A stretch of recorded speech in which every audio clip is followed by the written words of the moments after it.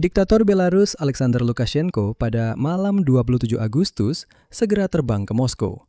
Pertemuan dengan Vladimir Putin dijadwalkan pada hari Sabtu 29 Agustus pada sore hari. Dan kunjungan Lukashenko yang mendadak dan diam-diam ini ke Moskow semakin menimbulkan kekhawatiran. Karena hal ini terjadi hanya 2 hari setelah Direktur CIA Amerika Serikat John Ratcliffe menghabiskan hampir 10 jam di Moskow.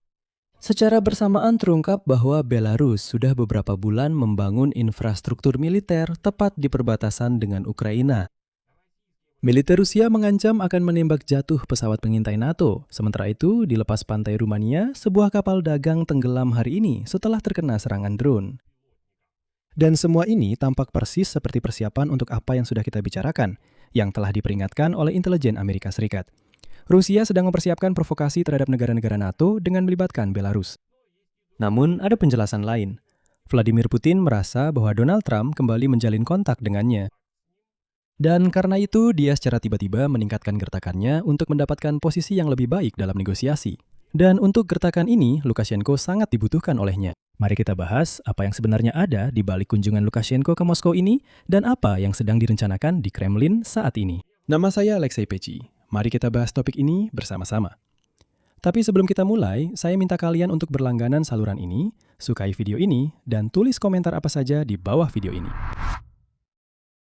Jadi, mari kita mulai dari kunjungan Alexander Lukashenko ke Moskow itu sendiri. Seperti yang diketahui, pada 27 Agustus, larut malam, dia tiba-tiba berangkat dan terbang ke Rusia atas undangan Vladimir Putin untuk membahas sesuatu secara empat mata.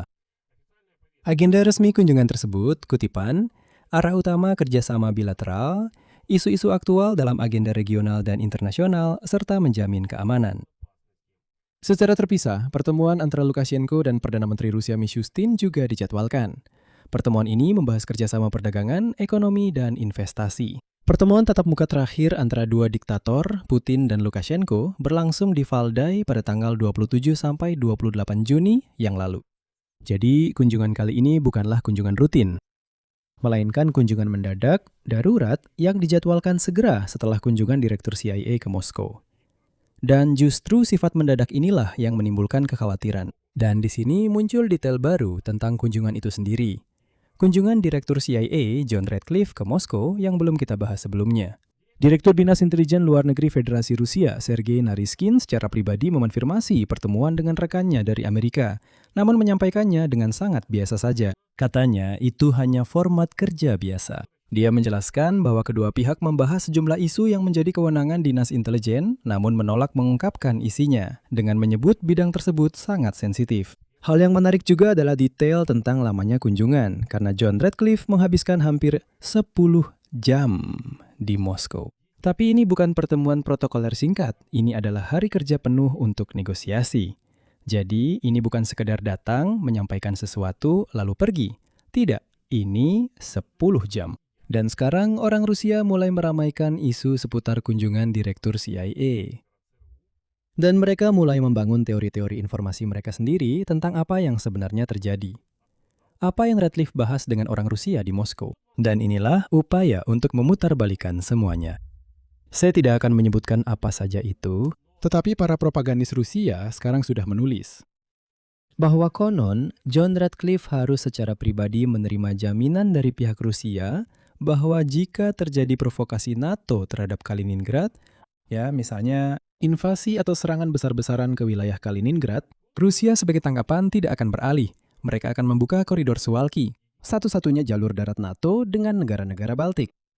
Ya, itu terdengar seperti omong kosong belaka. Jadi begini, propaganda Rusia menyebarkan bahwa seolah-olah Direktur CIA John Ratcliffe datang dan berbicara kepada Naryshkin dan Bastrikin, ya kalau saya tidak salah, Bortnikov. Dia bilang ke mereka berdua, dengar, kami di sini berencana menyerang Kaliningrad. Kami berencana menyerang wilayah Kaliningrad. Dan kalian, tolong, jangan tutup koridor Suwalki karena itu.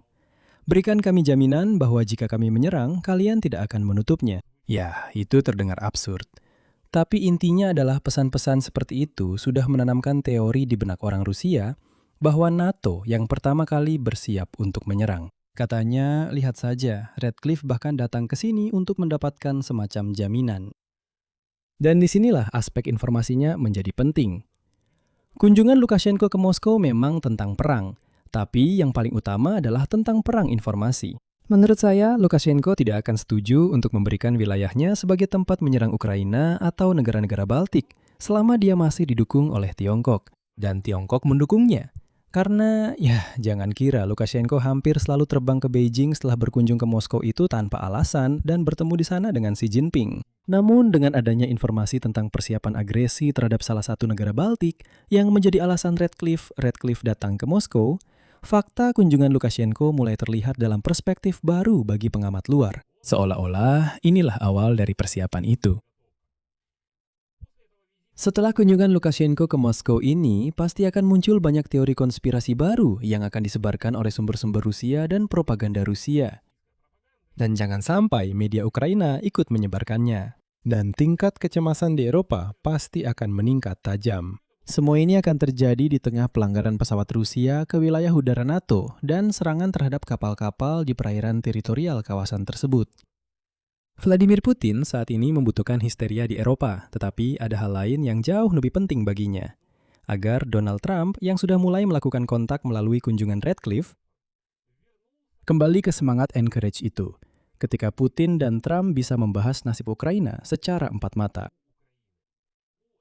Operasi informasi kinetik ini memiliki batas waktu yang jelas.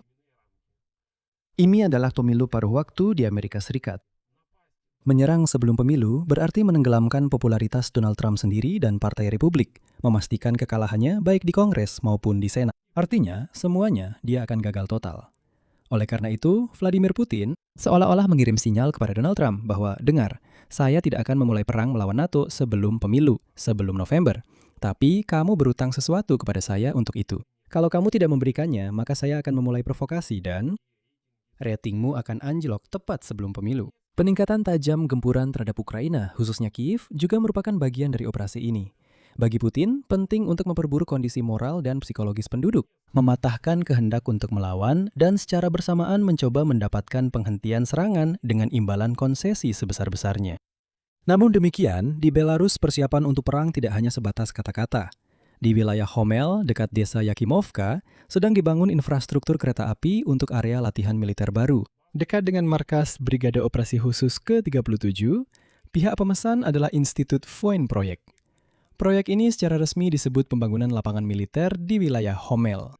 Proyek ini mencakup jalur akses terpisah untuk 60 gerbong dan platform kargo dengan rem untuk membongkar kendaraan beroda dan berantai langsung dari kereta militer dengan cepat. Pada bulan Juni, sebagian fasilitas di kompleks militer baru sudah selesai dibangun. Saat ini rel kereta sedang dipasang. Kemana rel itu menuju? Tentu saja ke Rusia. Dan ini adalah konfirmasi dari bagian kedua tesis saya tentang pelanggaran wilayah udara dan serangan terhadap kapal-kapal. Hal itu terlihat dalam beberapa hari terakhir. Pada 25 Agustus, sumber Rusia menyatakan bahwa jet tempur Rusia akan segera menembak jatuh pesawat pengintai NATO jika mereka melanggar wilayah udara atau perairan teritorial dan menolak untuk mematuhi. Ia menambahkan bahwa Rusia siap membuat setengah Eropa lenyap jika terjadi agresi langsung.